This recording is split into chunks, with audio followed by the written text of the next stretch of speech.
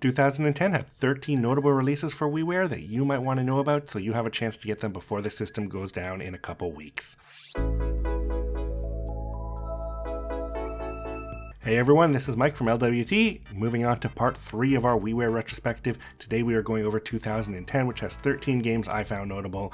We're almost done with our series. Next part will be the last part, so subscribe so you'll know when that and other retrospectives go up. Moving right into it, the first release of the year worth knowing about is Phoenix Wright, and this is the only console port of Capcom's lawyer visual novel adventure game. This only features the original 4 chapters from the Japanese GBA game, but the 5th chapter that was in the DS version is included as DLC, so you definitely want to pick that up too if you want this version. Following that is a crazy game called Muscle March. This is a Japanese game where you play as one of 7 bodybuilders and you have to match the pose of the person you're following in a series of chasing segments. There's 4 different poses to perform by holding the Wiimotes in different ways, and it keeps you in the chase as you try to get close to the lead position.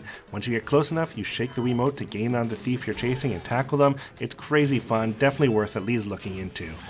This game can be played by 1 to 4 players, and it has an endless mode. You have to see this for how crazy it is. Following that is Blaster Master Overdrive. So this is an update to the original NES Blaster Master. It features a lot of the same gameplay mechanics and new graphics. I think a lot of people forgot about this one after the Switch released another update to Blaster Master, but this is a different game and definitely worth checking out. The game adds a much needed map screen and tweaks some of the controls, but overall, controls are the weakest part of the game, so it's not the easiest thing to play. The game features 8 levels that have the typical side-scrolling platforming segments and the top-down action segments, just like the original game. If you loved the Switch game that came out later, this is definitely worth checking out to see that progression between the NES game and that game, but really just for hardcore Blaster Master fans. Following that, we get Tamiya Santur, or I don't know if I'm saying that right, but this is a side-scrolling 2D runner that was published by Konami and features a Japanese businessman running, dancing, and flying through each stage, so another crazy Japanese game. This one features a variety of obstacles, including samurais, T-Rexes, and cowboys, and it features a 4-player mode, so just another one you should see to believe. Right after that, the second Phoenix Wright game, Phoenix Wright Ace Attorney Justice for All, basically just a port of the second DS game.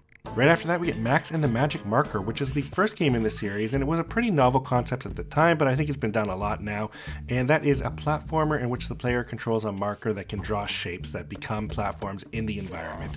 So basically, you draw shapes to make platforms, and then use that to get Max through each stage.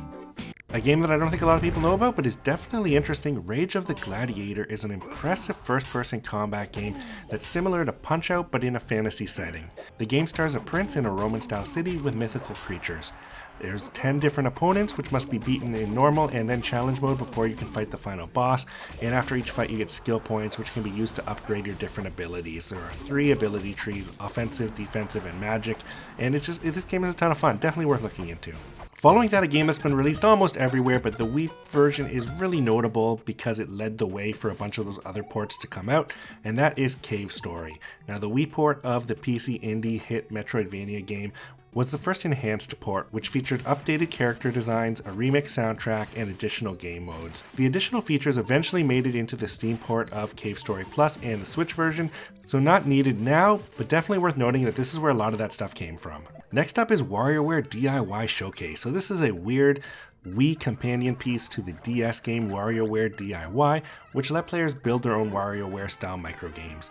This WiiWare version came with a bunch of built-in games and comics and allowed the players to download games and content created on the DS version and use the Wiimote to play them. Next up, the third game in the series, Phoenix Wright Ace Attorney Trials and Tribulations. Not much to say here, pretty much exactly the same as the other versions, just now you're playing the third game. These games are really notable because they're the only console releases and because they are great visual novel adventure games. Definitely worth checking out if you haven't played them. Next up, 2 games that were published by Square Enix that both came out on the same day, Tales of Bearsworth Manor, Chaotic Conflicts, and Puzzling Pages. These are interesting papercraft action puzzle games that has the player interacting with pop-up books in order to solve puzzles and collect candies or defend blue gems depending on the version.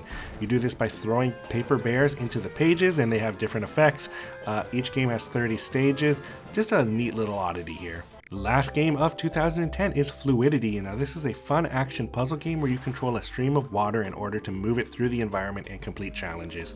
The game involves turning the Wiimote to rotate the stages and then letting gravity carry the water through it.